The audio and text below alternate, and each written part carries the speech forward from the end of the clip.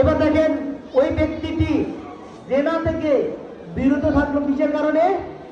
ওই যে একটি শব্দ ইত্তাকিল্লাহ, ভয় করো আল্লাহকে। আর ভয় করা হচ্ছে তাওহীদ, ইবাদত।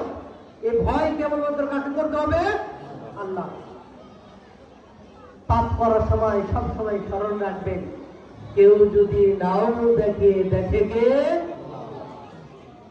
তার ভয়টা যদি আপনার ভিতরে থাকে, এই তাওহীদ যদি আপনার ভিতরে থাকে, তাহলে আপনার দ্বারা পাপ সংঘটিত হওয়া অসম্ভব।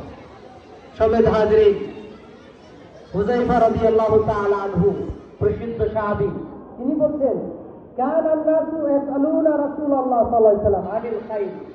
মানুষরা রাসূল সাল্লাল্লাহু আলাইহি ওয়াসাল্লামকে সব সময় ভালো সম্পর্কে জিজ্ঞাসা করত। মানুষরা রাসূলকে কল্যাণ কাজ, ইবাদত সম্পর্কে জিজ্ঞাসা করত। ওয়া কুনতু আসআলুহু আনিশ শাররি, আর রাসূলকে আমি জিজ্ঞাসা করতাম খারাপ কাজ কোনটা রয়েছে, পাপের কাজ কোনটা রয়েছে, গুনার কাজ কোনটা রয়েছে, কোন কাজ করলে ঈমান